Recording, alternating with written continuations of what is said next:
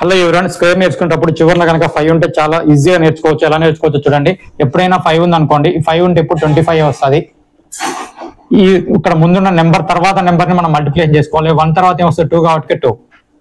ఆ తర్వాత చూడండి 5 కాబట్టి 25. 2 తర్వాత వచ్చే నెంబర్ 3 కాబట్టి 2 3 ఎంత 6 625.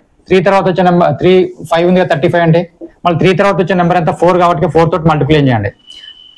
4 మూడు ఎంత 12 కదా. ఇప్పుడు 5 కాబట్టి 25. ఇక్కడ 4 ఉంది కాబట్టి 4 తర్వాత వచ్చేది 5 కాబట్టి 4 5 20. చూడండి మళ్ళీ 5 ఉంది కాబట్టి 25 55 అంటే ఇక్కడ 5 ఉంది 25. 5 తర్వాత వచ్చి ఎంత 6 కదా. 6 అంటే 5 6 ఎంత 13 కదా. 30 25. ఇక్కడ చూడండి 6 5 వచ్చింది కాబట్టి 25 చివర. ఇక్కడ 6 తర్వాత 6 7 42. ఒకసారి ఇక్కడ 5 ఉంది కదా 25. ఆ తర్వాత 7 తర్వాత 8 కూడా 7 8 56. ఒకసారి చూడండి ఇక్కడ 5 ఉంది కాబట్టి 25.